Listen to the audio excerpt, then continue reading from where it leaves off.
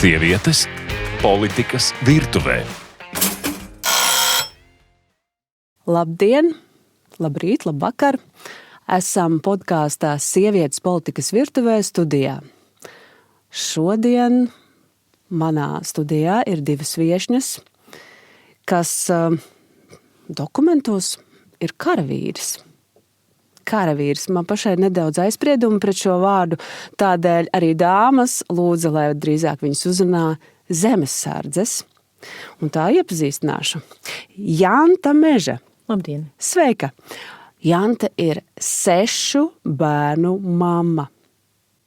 Viņas vīru Ilmāru Mežu mēs vairāk pazīstam kā ekspertu demogrāfijas jautājumos, bet Janta ir, ko vērta ar saviem 6 bērniem, ar botāniķa izglītību un darbu dabas muzejā. Jā, Latvijas Nacionālajā dabas muzejā. Un tu esi arī vēl pedagogs, pasniedzējs. Negluži. Kas tā par informāciju? Ne? Es tā dzirdēju, ka tev ir savi studenti.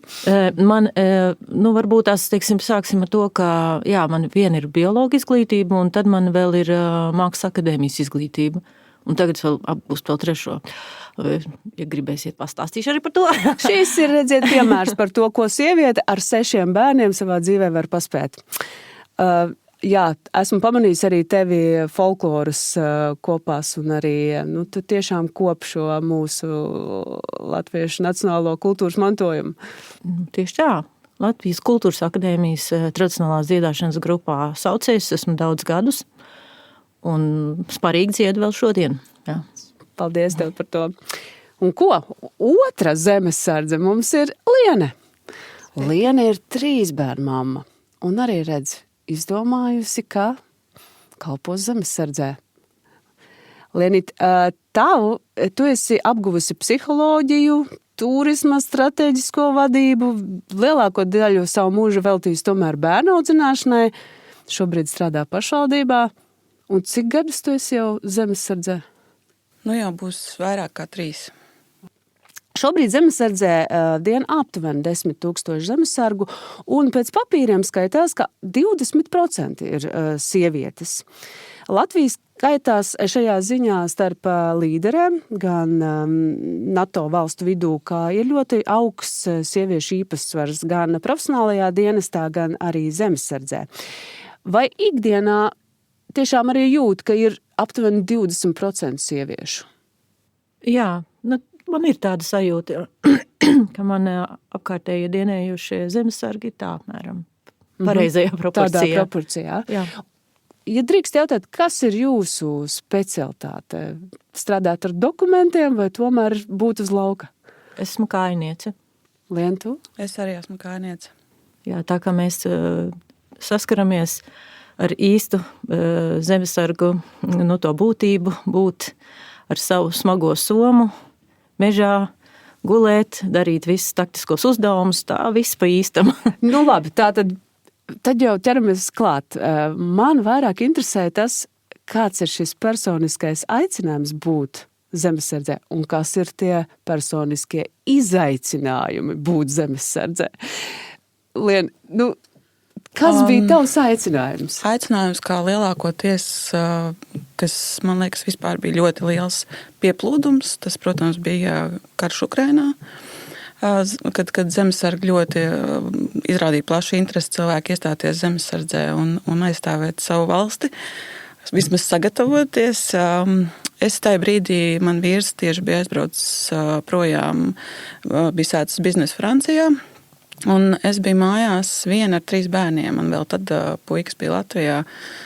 Un tā sajūta, kad tu pieļauj to domu, ka tu esi viens ar tiem 3 bērniem uz vietas mājās, un tev var nākt, pa durvīm iekšā orki vai kaut kāds tāds, ka tev esi bez iemaņām, bez kaut kādas, iespējas aizstāvēties. Manī radīja milzīgu nedrošības sajūtu. Un kā mēs cīnāmies pret nedrošību, mēs apgūstam to vai stājamies bailēm pretīm un rīkojamies. Un tā bija mana motivācija iestāties zemesardzē un mēģināt apgūt šīs iemaņas. Jā, redzi, otrs variants ir, protams, kaut kur stūrītī ielīst un baidīties, jā, vai arī gudri tikai runāt un neko nedarīt, tu tomēr rīkojies. Janta, kāds tavs tas sākotnējais? Jā, ļoti līdzīgs kā Lienē sākums. Un tu arī esi 3 gadus? Jā, es arī aptuveni to pašu laiku. Un, jā, es arī ļoti daudz tajā brīdī domāju par saviem bērniem. Man 4 bērni jau ir pieauguši un 2 mazi vēl mājās. Bet man bija tas domgājiens bišķiņas savādāks, jā, jo redziet, tad, ja notiktu kaut kas tāds, tad visdrīzāk, ka vismaz manam vecākam dēlam viss teikt, čalīt, aizsargā savu tēvzemi, un tas ir pareizi, bet atkal no otras puses, un tad tā paudze, kas ir 50 un plus, tas ir mans vecums, jā, tad mēs sēdēsim divanā un teiksim tiem jauniem cilvēkiem, uz priekšu, puiši, jā, aizsargājiet mūs, un mēs paši sēdēsim tajā divanā un komandēsim, jā. Nē, tā nav mana versija. Tā nav mana versija. Es to nespēju pieņemt, jo man ļoti patiktu, kā mūsu jaunieši, protams, iet un aizsargāt mūsu dzimteni, bet viņiem ir vēl viens ļoti svarīgs uzdevums. Viņiem ir mūsu turpinājums. Tas ir ļoti svarīgi. Un vēl no tāda viedokļa, ka man ārkārtīgi žēl tās jaunās paaudzes, ka viņi jau vēl savu dzīvi nav dzīvojuši. Viņi vēl neko nav nemīlējuši, ne bērnus sadzemdējuši, ne vēl daudz ko izdarījuši, bet viņiem būtu pienākums aizsargāt mūsu tēvzemi, bet savukārt tie, kuri jau šo to dzīvē redzējuši un izbaudījuši, tad mēs esam tie gaidītāji, jā. Un tā kā es pati vēl savā vecumā jūtos diezgan stipra un varoša daudz ko darīt lietas labā, tad es sapratu, ka nē, man nevajag stāvēt malā vai sēdēt uz dīvana vēl trakāk, jā, un komandēt citus, bet iet pašai un darīt. Jūs runājat kā no kanceles. Jā, bet es to arī izdarīju, jā, nav jau tā, kad es sēžu dīvanā un tikai domāju, tieši tā, bet es izdarīju to, jā. Es tieši to gribēju teikt, ka tik pareizi tie motīvi, bet varbūt ir arī kaut kas sievišķīgāks, piemēram, pārbaudīt sevi, vai es to varu? Savā ziņā izaicinājumi mani patikuši vienmēr. Jo tu esi sportisti maratonu, jā, vai kāpt kalnos, vai kaut kādas tādas lietas vienmēr man ir aizrāvušas. Un jāsaka godīgi, kad tas, ko es izdzīvoju zemesardzes apmācībās, man pat tiešām radīja vēl lielāku pārliecību par savām spējām, savu spēku. Un es domāju, ka es pilnīgi mierīgi un droši varētu stāties un būt pat varbūt spējīgāka par kādu jaunieti vai vidēji Latvijas vīrieti, kas nav apgūši šīs iemaņas. Tāpēc es domāju, ka mēs vispār mūsdienās, ja salīdzinu ar pagātni, kad sievietēm bija iespēja tikai rūpēties par mājām, mums šobrīd tomēr ir milzīgas iespējas attīstīt savu fizisko potenciālu un būt līdzvērtīgām. Un to var izdarīt pat gada laikā, 2 gadu laikā, ja cilvēks vien to grib, viņš var sevi investēt. Arī šie fiziskie izaicinājumi arī, ja tev arī bija tā, ka tev gribas pierādīt, ka es kā sieviete to varu, vai tas aspekts ne? Es jau sen zināju, ka es to varu. Labi, bet tad parunāsim par mūsu vīriem. Kāda tā attieksme bija, vai bija tāda sajūta arī, ka tad jāprasa arī no dzīvesbiedra, tad tev arī jānāk? Mums bija ar manu dzīvesbiedru šāda saruna, bet es ļoti labi saprotu viņa motivāciju, kāpēc viņš neiet nekādās militārās struktūrās, jo viņš ir gados tādos, ka viņam bija jādienē padomju armijā. Un tās atmiņas par to, kā bija tai laikā armijā, viņam ir tik ļoti nepatīkams, ka viņš vispār negrib pat uz to pusi iet, un tas ir tik saprotami. Jo arī man dienot zemesardzē ir lietas, kuras man padodās vieglāk, un es spēju kaut kādā veidā savā uztveres laukā to tā ietilpināt kā tādu normālu lietu, bet ir lietas, kuras man nav tik viegli pieņemt. Liene, tev bija tāds uzstādījums arī, ka vīram taču arī būtu bijis jāiet armijā. Nu, redz, mans vīrs bija uzsācis biznesu Francijā un arī neilgi pēc tam, kad es iestājos zemesardzē, mēs izšķīrāmies. Līdz ar to šis jautājums uz mani vairs īsti neatiec. Vai es domāju, vai vīriešiem vajadzētu? Godīgi, jā. Es domāju, ka katram sevi cienošam vīrietim, kurš jūtās fiziski spēcīgs un tāds, kas var to izturēt, būtu jāiziet vismaz kā minimums tas rezervistu kurs. Vai rezervistu kurs nozīmē to, ka tu pārbaudi savas spējas, vai arī tas dod šo zināšanu apjomu, kas tev kurā brīdī ir jādara, lai tu pareizi koordinētu sevi tajā kopīgajā, kolektīvajā aizsardzībā? Tas īsā laikā iedod tev ļoti diezgan plašas zināšanas, vismaz kā rīkoties ar ieroci, kā viņu tīrīt, kā sniegt pirmo palīdzību, kādas ir komandas, kā tu sastrādājies ar komandām. Es domāju, ka tas ir ļoti vērtīgs kurs. Jā, tad tu minēji to, ka tev arī tajā ikdienas dienestā ir kaut kādas lietas, kurām varbūt ir grūti uzreiz pielāgoties. Un es šeit paņēmu fragmentu no zvērsta, kas ir jādod stājoties zemesardzē. Tātad tur rakstīts ir netaupot savus spēkus, veselību un dzīvību, aizsargāt Latvijas tautu un Latvijas valsti, apsolos bez ierunām pakļauties militārajai disciplīnai un vienmēr pildīt savu komandieru pavēles. Cik tas ir grūti mūsdienu sievietei, mūsdienu apstākļos, kad līdz galam īsti tu to apdraudētību tā vēl nesajūti. Pakļauties. Komandieru disciplīnai? Jā, tā bija viena no tādām lietām, kas man personīgi bija diezgan liels izaicinājums, tāpēc, ka es esmu tāda anarhists pēc savas domas. Jā. Un, tas bija tā. Vai grūti tādēļ, ka tev liekas, ka tā komandiera pavēle līdz galam nav tā, kā tu būtu rīkojusies? Dažreiz, jā, ka tu nevajag tik daudz domāt, jā.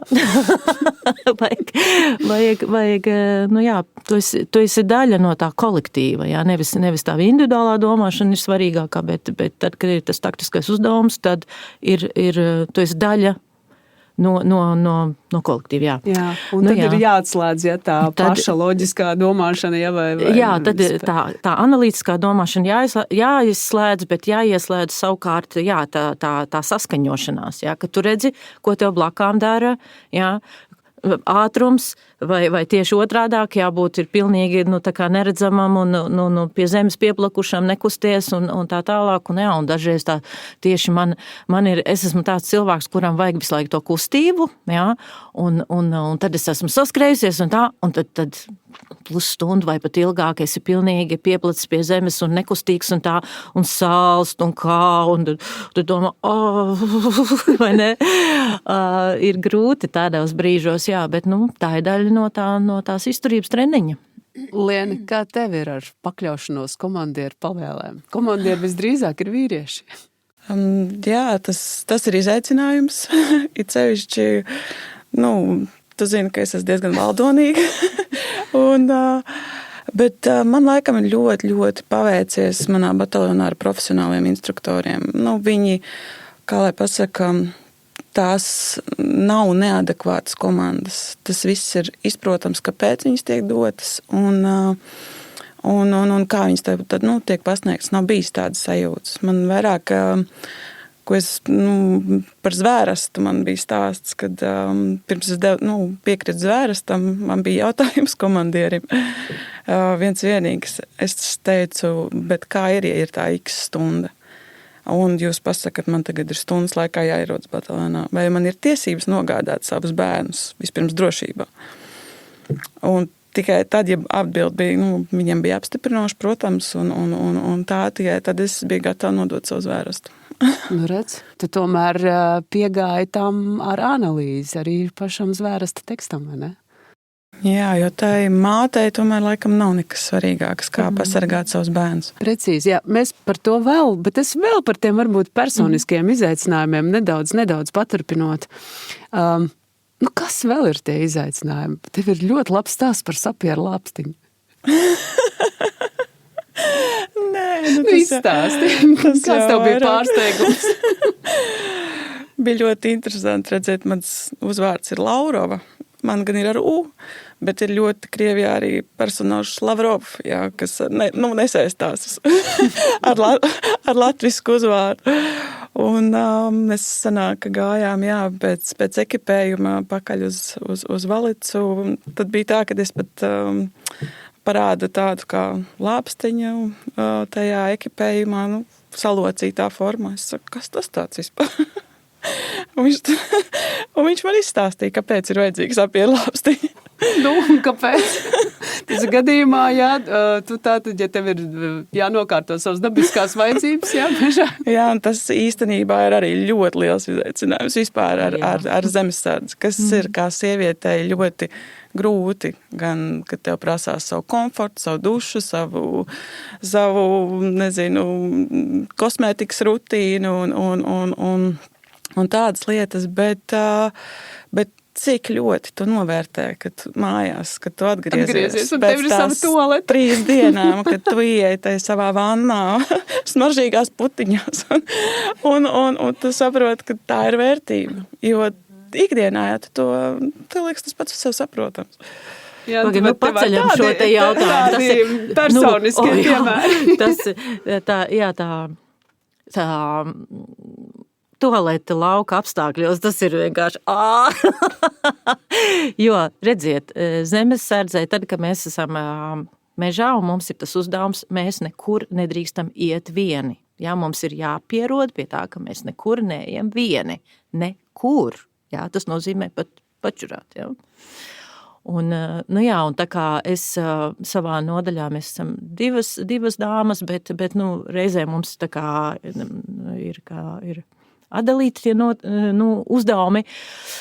Tad man ir jāapskatās, kas man tur apkārt ir. Kurš man vedīs čurināt. Tie ķeizari.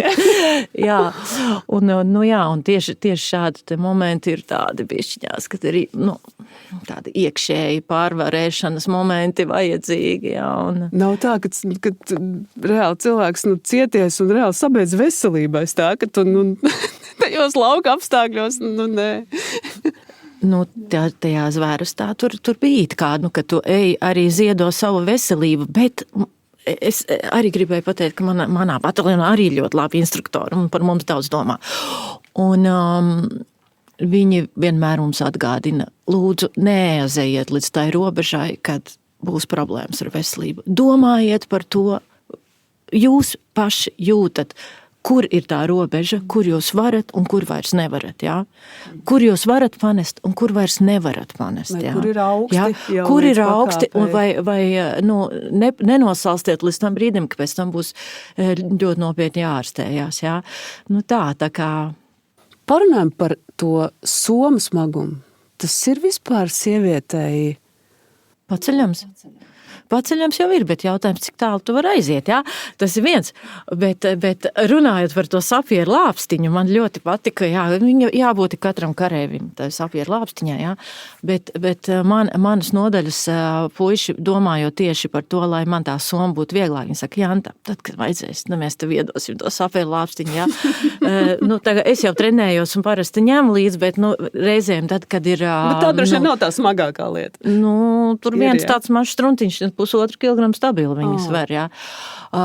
Bet, es parasti tad mēģinu ļoti, ļoti racionāli to somu sakrāmēt tā, lai man viņa būtu tik smaga vai tik viegla, ka es tomēr varu daudz kilometrus viņu nostaigāt. Un tad, kad puiši ceļ man somu, viņš saka, kam tik viegla soma? Saka, man. Nē, tā, jums ir jānes līdz arī savs ūdens, vai ne? Jā, obligāti. Tur arī redz, ka katrs ir savu to ūdens patēriņu regulē. Vienam vajag tos 2 litrus dienā, vienam varbūt, ka nemaz nevajag tos 2 litrus. Un tad pēc tam visi vakarā, kad tur sāk krampēties kājas, es saku, mīļie, tas ūdens. Ir tieši tas, ka jūs nedzērāt ūdeni. Jā? Redz, jā. dzīves gudrības. Tur jau dalās. Nav tā, ka, ja tev vienam nebūs ko ēst, tad, tici man, beigās viņi pabaros vairāk nekā viņš būtu pats paņēmis. Es gribēju pieskarties vēl tādai personiskai lietai, kā reliģija. Es nezinu, Janta, par tevi, bet Liena zina, ka tu esi, tu piedari draudzēji un tu esi kristīta. Vai reliģija iet kopā? Tomēr tur tās reliģija caurvijā šis pacifisms, nebūt, nekarot. Kā tas iet kopā? Vai tev ir kādreiz bijusi tāda iekšējais dialogs ar sevi? Saproti, man ar reliģiju vispār ir īpašas attiecības. Kā man kristīja vecāki, tas vecums, kad tu neizvēlies, kad tev saproti, ka tas ir svarīgi, Dieviņam es esmu ticējis vienmēr, bet arī šobrīd manī ir sajūta, ka Dievs ir katrā no mums. Dievs ir tas labais, ko mēs sevī barojam, ko mēs, tāpēc arī paralēli zemesardze es gadu mācījos jogu vēl. Un tur jau arī visi ahimsas principi, nevardarbība un būt labi gāja pretrunā ar zemesardzi. Bet, kā lai pasaka, tad, kad tu sāc domāt par to, viņasim par bērniem, par kaut ko, ka tevī ieslēdzās mādas instinkts, ka tevī ieslēdzās tādi kaut kāda aizsardzības mehānismi, ne jau es esmu gatavu kādu nogalināt, tāpēc, ka man kaut ko vajag. Tas būtu tīri aizstāvības nolūkos un pretojoties pret to, kad uzbrūk tam, kas ir man ļoti svarīgs un mīļš un tūs. Un patiesībā man beigās jogas iemans ļoti noderēja zemesardzē, jo tur ir dažādas elpošanas tehnikas, ar kurām tu sevi var sasildīt, ar kurām tu var nomierināt prātu. Tur ļoti svarīgi ir ļoti liels darbs ar sevi, ceļš tiešām, ka tev stundā jāguļ ir ierakumos ziemā, tu nevar kustēties, un tev vajag sevi sasildīt, un tu viss, vai vienkārši meditēt, lai tas būtu tā kā, izturams. Klau, varbūt redz, zemesardzē jāņem vērā šīs te, ka varbūt ir jogas nodarbības praktiski jāpraktizē arī zemesargiem. Kā tev ir attiecības ar, ja drīkst jautāt, par reliģisko pusi? Es esmu kristiete, kristījos un iesvētījos apzinātā vecumā, pati to gribēju un tā. Un es domāju, es arī to Dieva jēdzienu varbūt tās bišķi plašāk ņemu, jo es varu kaut kā arī ļoti labi savienot to, ka mums daba arī visi dabas vide un apkārtne un visums ir daļa no mana dievišķā redzējuma. Un attiecībā uz zemesardzi un šo jautājumu es diezgan bieži ar kapelānu, viņš arī tieši manā rotā dienē un runājos, un mums ir tiešām daudz jaukas sarunas bijuši par šo tēmu, bet arī es diezgan bieži aizdomājos, kas ir tas rīks, ko es turu rokā. Kas ir tas rīks, ko es turu rokā, ja kam viņš ir domās. Un tieši tāpēc varbūt tās man nav visai tādas sirsnīgas, vieglas attiecības ar šaujamieročiem. Jā. Es labāk viņus nenēsātu, ja tāda iespēja būtu. Bet, kā ir, tā ir. Jā. Nav viegli, bet... Jo es visu laiku par to domāju, kam tas rīks ir domāts. Tā ir parasti tāds teiciens, ka, ja ir ierocis, tas kādreiz izšaus. Ja? Un tas noteikti ir jāņem vērā, un droši vien, kad arī jums dienējot, noteikti jābūt arī ir mentāli gatavam. Jā, un iespējams, ka tā arī tas varētu būt viens no tiem smagākiem izaicinājumiem, ja mēs atkal atgriežamies pie tēmas izaicinājumu zemesardzē. Kā būtu tad... Aizejot nedaudz tālāk, tas jūs redzējat par tādu kolektīvo aicinājumu. Mēs izzinājām jūsu personiskos aicinājumus, izaicinājumus, bet varbūt tagad, ja jūs varētu jau pavērtēt, kopējo sabiedrību, nu, piemēram, pienākumu sabiedrības būt, iziet šīs apmācības, vai tas būtu obligātā militārā dienestā vai tomēr zemesardzē, bet katram sabiedrības loceklim gūt šīs iemaņas. Kāds ir tas jūsu skatījums?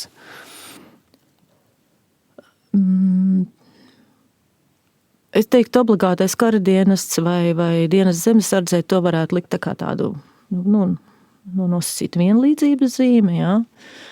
Zemesardze varbūt tās pat ir labāka tādā ziņā, ka viņi ir ilgtermiņā. Obligātais kara dienests tomēr ir salīdzinoši šīs periods, un pēc tam cilvēks var pārslēgties uz citu, teiksim, domāšanas virzienu un daudz lietas aizmirst. Bet zemesardze ir tāda regulāri, jā, mums ir visu laiku jātrenējās. Tā. Bet protams, mums jāņem vērā arī, ka cilvēki ir dažādi un kādam var tiešām ļoti nepatikt visas tās lietas, kas ir saistītas ar militāro. Jā, bet es domāju, obligāti būtu tagad kādā civilās apmācības līmenī absolūti pilnīgi visiem cilvēkiem jāzina, kā rīkoties. Un ja notiek kaut kāda tā x stunda vai ko, tad tomēr no tās valsts nesagaidīt obligāti, ka viņi šī brīdī atrisinās tieši visas manas problēmas. Jā, mums ir kaut kā pašiem jāmāk rīkoties, vismaz aizskriet līdz vietai, kur var patvērties. Liena, redz, tu nedaudz jau sāk interesēties par valsts aizsardzības dienestu, ja, kas tas ir tā mācību stunda, kam vidusskolnieki šobrīd iziet. Jā, es ļoti atbalstu, jo tas tiek iekļauts vidusskolēniem mācību procesā, no tā necieš ne viņu, teiksim, studijas, nekas tam līdzīgs, kad es drīzāk tad iestātos pret to, ka rauj ārā tos jauniešus, kas jau studē no augstskolām un liek viņiem gadu tur, teiksim, izjaukt viņu karjeru, jā, jo pēc tam ir daudz, kas vairs nevar atgriezties, kas netiek apakaļ tā ritmā un ir izmainījies. Tāpēc es viennozīmīgi tikai un vienīgi par šo vidusskolēnu iesaisti, jo viņiem arī tas process paralēli notiek mācībām un nekādā veidā neizjauc kaut kādu. Ir jau valstis, kur tieši tā viņš ir pat definēts kā obligātais militārais dienests, kur tu vari sākt jau pa vasarām, pa 1-2 mēnešiem starp klasēm, jā, tev jau to jaunieti iesauc, un, zinu, Norvēģijā, Zviedrijā, man liekas, tā ir kaut kur. Jā, kaut tās 3 nedēļas, pat tāds rezervista variants, tas jau būtu ļoti daudz, ja visiem būtu tāda iespēja to iziet. Bet labi, tā ir jaunā paudze. Ar tiem mēs tā kā nedaudz šobrīd jau sākam strādāt. Bet lielākā daļa sabiedrības jau ir vecāka tomēr par 18, 20 gadiem. Ko ar viņiem iesākt? Diemžēl zemesardze arī visus neuzņem, ir kaut kāda kapacitāte. Es domāju, noteikti ir ļoti, ja nevar gūt tās praktiskās militārās iemaņas, tad vismaz katram vajadzētu apgūt to, kas ir aprakstīts, ko tev darīt tajās 24 stundās. Protams, visiem ir tā sajūta, es par to domāšu tad, kad tas tā kā pienāk vai kā, bet ja tu esi, kā lai pasaka, gatavs un daudz mums, teiksim, morāli zina, kā rīkoties, tad tev ir, vieglāk. Labi, redz, mēs sākumā jau minēju, zemesardzē 10 000, pret kopējo sabiedrību, protams, nav daudz. Tad jautājums, vai kaut kā jāatgriežas pie tiem laikiem, kā lielākiem darba kolektīviem darba vietās būtu šīs apmācības jānotur saviem darbiniekiem. Pa sliktu nenāk. Jā, pa sliktu tas noteikti nenāk, bet es domāju, varbūt tās, ja mums tā pilnīgi visa sabiedrība ir jāaptver maksimāli, cik tad elementāra cilvēku fizisko attīstību veicinoši faktori. Jā, valstī jādara, jā, respektīvi, lai būtu pieejami veloceliņi, stadioni. Labi, viens ir šis fiziskais, jā, bet vai otrs ir arī šī informēšana vai informētība, tā ir pietiekama?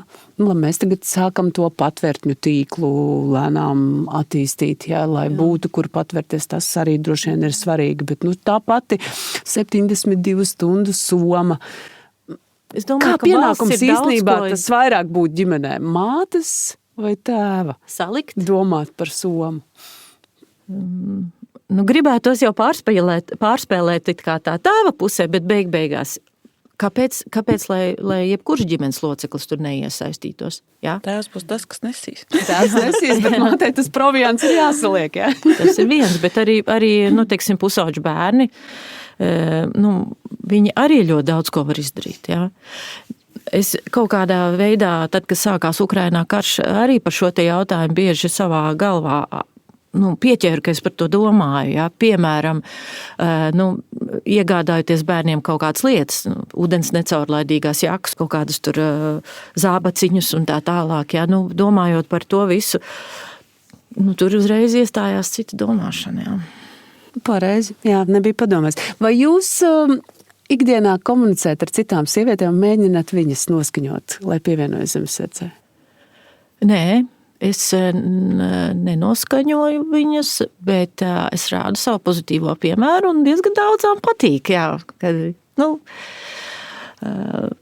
tā kā, jā, bet tā es neesmu mēģinājis. Es domāju arī caur to piemēru, caur to, kad sāku publicēt par to, kad es tur esmu Zemesardzē un kaut kāds tāds, es redzēju, ka diezgan vairākas no mana teiksim, paziņu loka, sekotāja loka arī nolēma iestāties un pēc tam es redzu viņu bildes un man ļoti liels prieks. Bet, Klau, vai vispār drīkst publicēt šīs bildes? Palepoties ar to, ka tu esi Zemesardzē?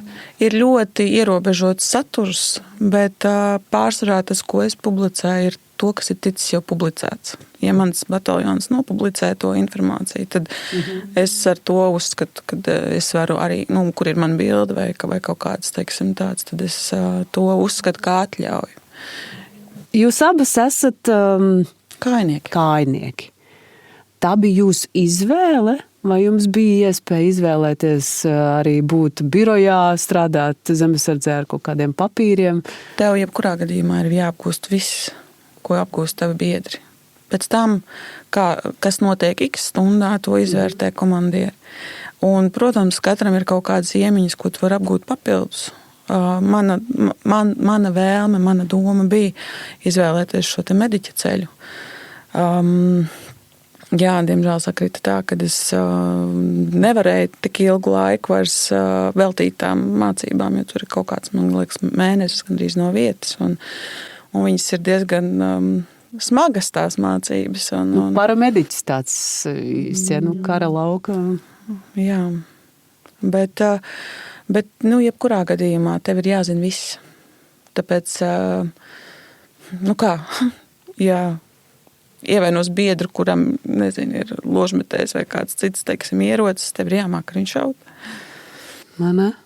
Klau, vai mūsu latviešu raksturos, tajā kultūras mantojumā, mūsu gēnos ir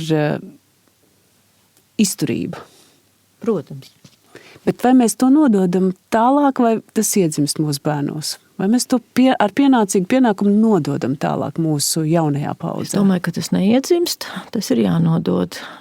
Dzīve tev izmācīs. Jā, un arī bet es, piemēram, tomēr tā skatoties, arī piedodiet uz saviem bērniem, man pašai par sevi liktos, ka, es neesmu fiziski spēcīga, neesmu trenējusies tā, bet ka manī būtu tā izturība.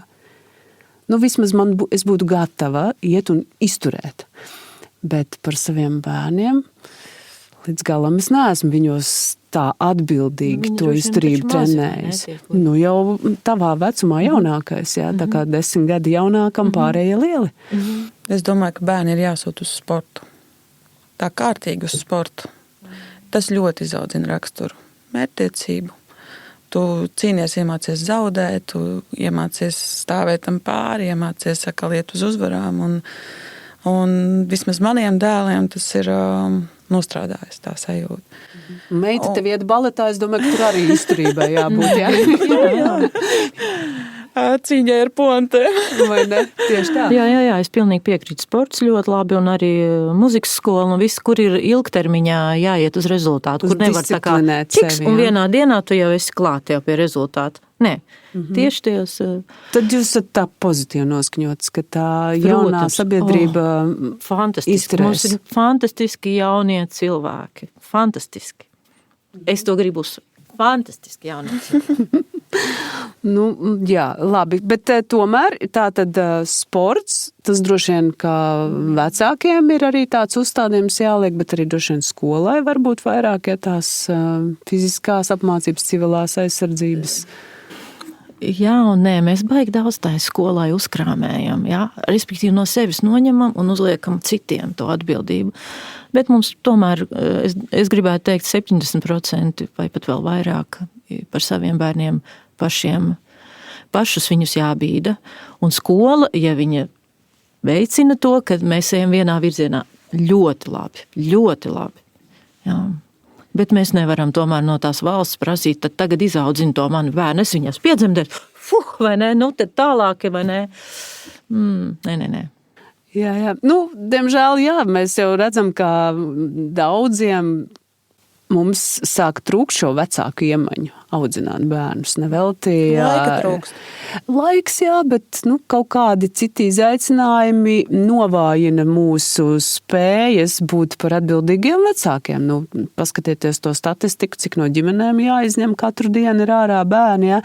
Tas liecina ne jau tikai par alkoholismu vai kaut ko tādu. Tas liecina par to, kā jau tā 30-gadnieku paudze, kas ir šie vecāki, ka tur trūkst jau kaut kādas tās rakstura īpašības, sevi disciplinēt un sevi uzņemties pienākumus, ilgstošus, pastāvīgus. Teiksim, jau visu laiku ir bijusi arī iepriekšējos daudzos gados un arī senos laikos ir bijuši visādi cilvēki, kuri nav ideāli sava vecāku lomai un tā. Es domāju, tā atšķirība ir tā, ka mūsdienās ir lielāka visi tie šķiršanās procenti un viss dēļ tā, ka visa tā pasaule kļūst nenormāli ātrāk. Jā. Un cilvēki vienkārši ir ļoti sarežģīti nodzīvot ar vienu cilvēku visu dzīvi. Plus arī tas, ka agrāk tev bija spiests, lai tu vienkārši varētu, kā lai tu saka, izdzīvot, tev bija jārēķinās. Tas vīrietis tur darīja tos lauku darbus, un tu biji tā, kas tur šmorēja, jo viens bez otra nevarēja. Ja tam vīrietim pašam vēl jāšmorē, tad viņam vairs nav laika tiem lauku darbiem. Vai kaut kā tā, ka tas bija veids, kā izdzīvot. Un tu sagāji, un tev bija tāds, kā, nezinu, izdzīvošanas instinkts. Šobrīd jau mēs ļoti daudz baudam dzīvi. Ne tik... Beigās baudam un kļūstam pavirši varbūt pret lietām un pienākumiem, kas mums ir, jā. Kā lai pasaka, bet jūs, piemēram, labi, mēs aizējām varbūt no tās tēmas, bet tieši tā, tādas sabiedrība.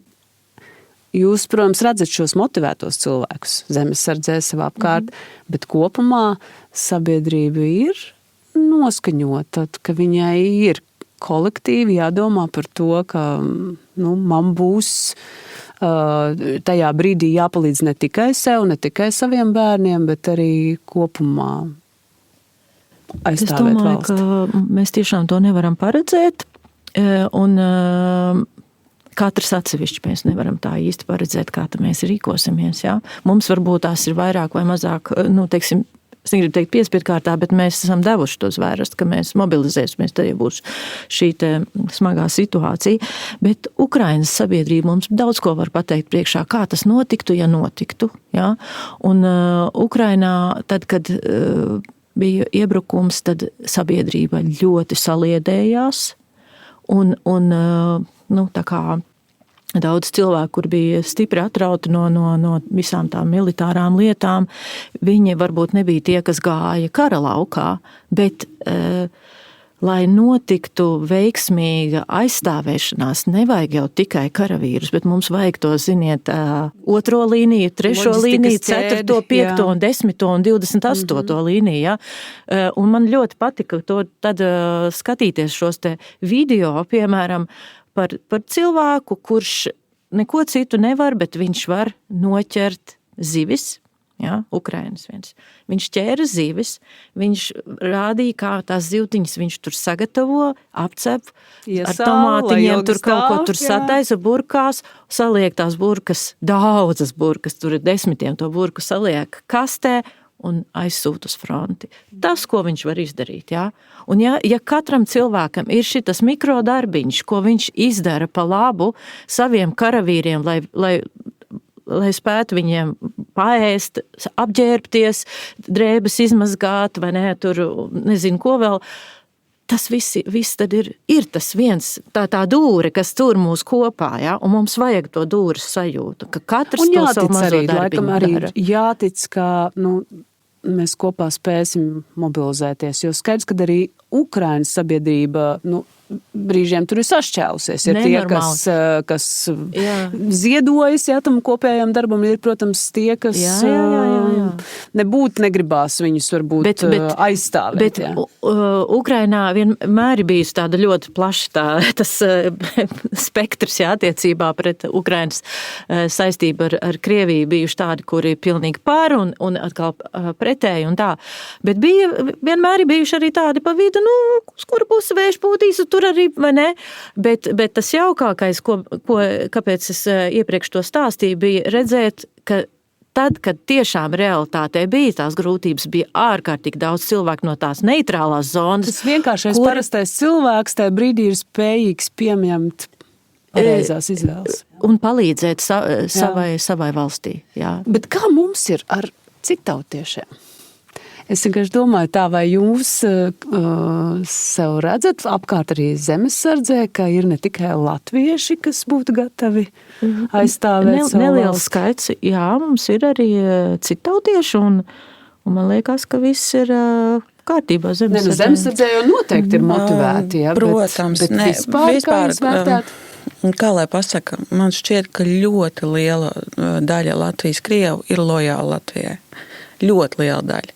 Un tāpēc man pat ir reizēm situācijas, kad ir nērti, kad sanāk, runājot par agresoru, mēs sakam Krievi, tur tā Krievi, ka sanāk, kad viņi visi tiek likt vienā maisā ar orkiem, kas būtībā ir tik netaisnīgi. Jo man pēc saviem zemesardzes biedriem arī, kas ir Krievu tautības, man ir sajūta, ka es viņam mierīgi, kad es zinu, ka tas būs pirmais, kas man glābs gandrīz, vai kas cīnīsies ar mani plecu pie pleca tieši tāpat kā pārējie. Arī kaimiņos vai paziņās. Noteikti nevar neviens likt vārdu teikt, ja cilvēki nāk un pat dienē, ja? Bet, ja tu man tā prasītu, tad varbūt aizjūt daudz, kur tu redzēji tādus krievtautības cilvēkus. Viņš ir tieši, kā tu saki, vienkāršais cilvēks neitrās, bet tādā X stundā, kam viņš nogriezīs. Ir daļa un daļa, ka mēs nevaram. Protams, kad ir ļoti, mēs redzam arī pēc dažādiem vēlēšanu rezultātiem, pēc visu kaut kā, ka cik liela daļa tomēr ir arī, kas ir pret mums, kas izdarīs pirmie dūrieni mugurā, teksim tā.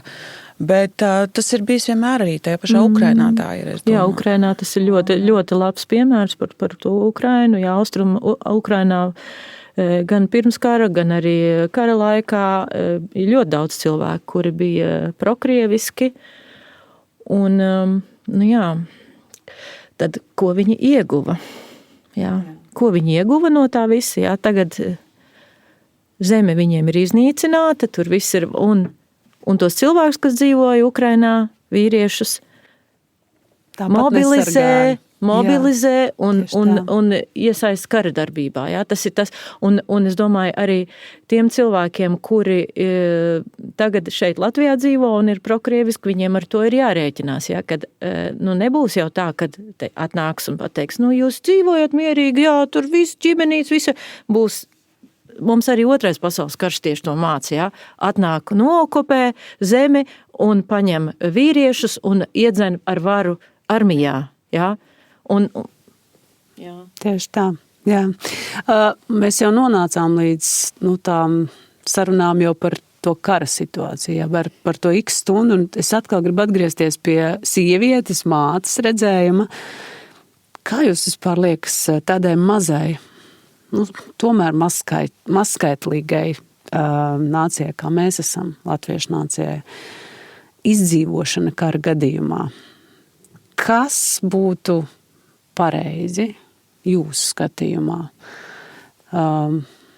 Visi paliek uz vietas, visi cīnās, liels vai mazs, vai tomēr es jau provocēju un virzu tā, kā es jūtu. Man pašai liekas, tā jaunā paudze, kas vēl var veidot ģimenes, kas vēl var tos latviešus laist pasaulē, tie mums ir jāsargā. Vienalga, meitenes vai puiši. Elīna, es tev piekrītu. Jautājums tikai par to, vai vispār būtu pastāvēt kaut kāda iespēja viņus evakuēt. Tāpēc tas, kas ir šobrīd, man liekas, valstī nevajag pretoties tam, ka ne pretoties, bet, teiksim, atbalstīt arī tos jauniešus, kas mācās ārpus Latvijas jau tagad, jau šobrīd, kas var nest arī to, Latvijas dzimtas kodolu un vārdu un kultūru un visu, jebkurā gadījumā, kā arī viss, teiksim, sadarbības ar diasporām un viss pārējais, jo man šķiet, ka tas, kā arī, teiksim, Latvijas valsts, kāpēc viņi varēja, kaut kādā mērā atgūt savu vārdu, bija arī milzīgs tāds, nezinu, liels diasporas pienesums. Tieši tā, jo arī mums manuprāt, vislabākā prezidente, Vairvīķa Freiberga arī, taču ir kādu pienesumu iedevusi Latvijai, un reizēm tie cilvēki, kas ir ārzemēs, ir daudz lielāki patrioti nekā mēs paši. Es kaut vai varu spriest pēc savas māsas meitas, kas dzīvo Austrālijā. Viņi zina daudz vairāk latviešu dziesmu nekā mani bērni. Viņa ir tāds Latvijas fans, kad ir tāda vēl pameklēt tikai, un tās ilgas pēc Latvijas man šķiet to vairo. Un tāpēc tā mana nostāja būtu, protams, ja vien ir iespēja, tad jauniešiem dot iespēju evakuēties vai veidot jau domāt, kā tagad viņus, teiksim, pasargāt, kur viņus pēc tam integrēt, kaut kur, es nezinu, kaut kā mācīties vai kā viņus vispār, kā to dabūt gatavu, lai viņus varētu dabūt prom, ja ir tāda X stunda, vienkārši kaut kādam plānam būt. Labi, bet visi tavu bērni nav ārzemēs. Nē, pieņemsim, kaut vai viņi būtu Latvijā. Ja tas viss sākās, es jau arī nezinu, kā tādā brīdī, teiksim, aizgādāt viņus tur, jo, tie varianti jau ir ļoti maz. Un visticamāk, ka tie jau būtu pirmie, ko arī apturētu tāds agresors.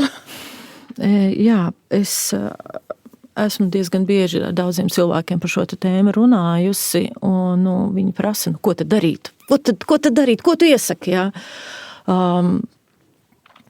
Protams, ka mēs nevaram paredzēt, ja gadījumā kādā veidā varētu notikt tas okupācijas mēģinājums. Brīdī, ir vairāki varianti, jā, kā tas varētu būt, vai tur, piemēram, sabombardējot mūsu kaut kādus enerģētikas objektus, jā, tā ir milzīga katastrofa, tas ārprātīgi daudz upurus prasītu. Vēl varbūt ir kaut kāda, teiksim, tāds ātra okupācija, jā, ka arī mēs nekur nevaram paspēt aizmukt, es domāju, civilie iedzīvotāji, jā, vai arī variants ir, kad notiks kaut kāda lēna okupācija, tur no kaut kāda punkta izējot uz tādā gadījumā, jā, tad varētu būt, kad ir iespēja kaut kur cilvēkiem pārvietoties, bet noteikti, kas būtu svarīgi, jā, ka saprast, ka ne tikai mūsu tautas ģenētiskā mantojuma izdzīvošanas stratēģijā būtu svarīgi civiliedzīvotājiem pēc iespējas pazust no tās vietas, kur notiek tā kara darbība. Bet arī kaut vai tāpēc, lai nebūtu tie milzīgie upuri. Bet jūs ģimenē ir plāns tādā vai tādā situācijā? Ja būtu iespēja, vismaz nedēļu saprastu, kuru pusi skriet, tad mēs jaunākos bērnus mēģinātu dabūt ārā no Latvijas.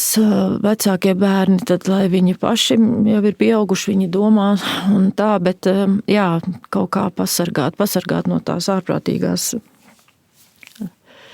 situācijas, kas var šeit būt. Jā, tas droši vien ir ļoti skarbi vispār esot vecākam domāt par to, ja tev ir 2 30 gadnieki, 2 20 gadnieki un 2 11-nieki, jā. Skaidrs, ka mēs rūpēsimies par tiem, kas ir tie nepilngadīgie primāri, ja, bet, protams, arī tie 20 gadnieki.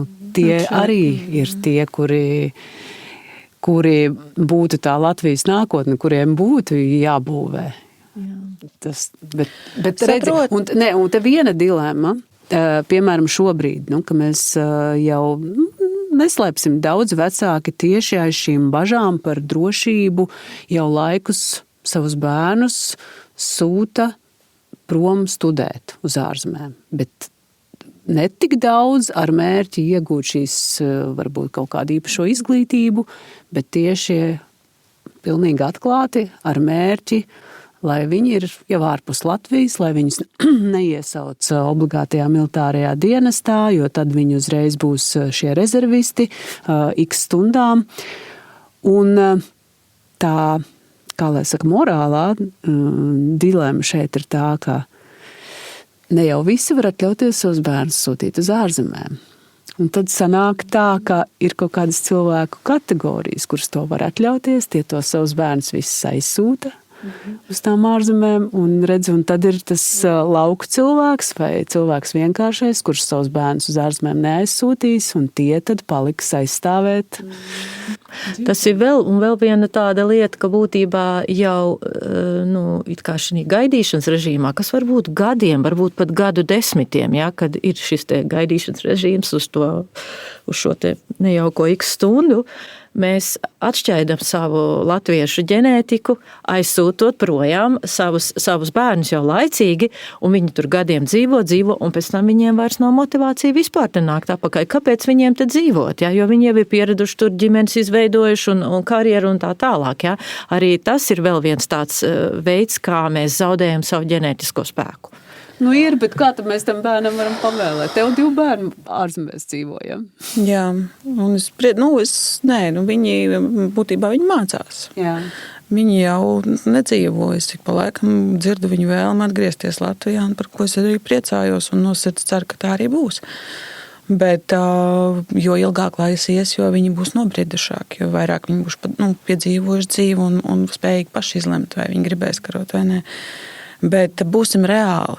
Ne jau mums tur tie 200,000 jauniešu, kurus mēs sūtīsim pretī Krievijas armijai, palīdzēs kaut ko izdarīt. Fronti nosargāt. Pie kam no kā puse ir tas, ka mums Latvija ir jāsargā, tas ir viennozīmīgi. Bet bez NATO, bez Eiropas Savienības atbalsta mēs tāpat esam pārāk mazi. Jau kaut kam tādam. Tas viss ir... lielā mērā Dieva rokās. Protams, jā. Bet šīs ir tādas, kā lai saka, diezgan nepatīkamas tēmas, jo mums jau jāapzinās, ka mēs domājam tādu kolektīvo, tad jā, visiem būtu jābūt ierindā, bet kad tu personiski tam uz to lietu paskaties, tad tu saproti, tas jaunietis, kāds būs tas ieguvums. Drosme ir ļoti laba īpašība, bet ir jābūt arī stratēģijai. Ja tu vienkārši aiz drosmes nesies pretī pārspēkam un atdod savu bērnu dzīvību tādēļ, tā ir muļķība. Jā, un ja tev ir tiešām lielāka jēgas apratne, ka tas tam būtu izšķirošs, teiksim, mirklis tādā cīņā, tad, protams, tas būtu savādāks jautājums, bet mūs jau arī iepriekšējos karos, ne jau mēs uzvarējām. Mums sakrita ļoti veiksmīgi apstākļi, kad lielvaras pašas vienkārši tika gāstas kaut kāda Padomju Savienības sabruka un jā, mēs viņu droši vien neapgāzām. Tas arī, protams, ir skaidrs. Mēs parādījām savu gribu, kas mums noteikti ir jāparāda. Laikam mēs sievietes, mātes jau pieredzējuši, jau savus dzīvi, baudījušas reizē, ja, izbaudījuši to, ka varam būt mātes, varam dzīvot mierīgā vidē un realizēties. Tādēļ mēs jūtam sevī to pienākumu, ka tad mēs iesim tajās rindās. Jā, es būtu priecīgi, ja valsts vispār, es domāju, ka būtu daudz biezākas rindas, ja valsts dotu iespēju, negrib sūtīt savu bērnu, viņš vēl jauniešu vecumā nāc tā pats zemesardze, jo es esmu ar lielāko prieku mainos. Aha. Jā, un tad Liene jau teica, ka viņai būtu interese attīstīt tālāk, teiksim, to mediķa lietu. Tas ir tieši tas pats, arī, kas man zemesardzē visvairāk interesē, un es pie tā tagad arī vēl mācos un tā. Bet es esmu ar to tieši runājis ar savu vecāko dēlu.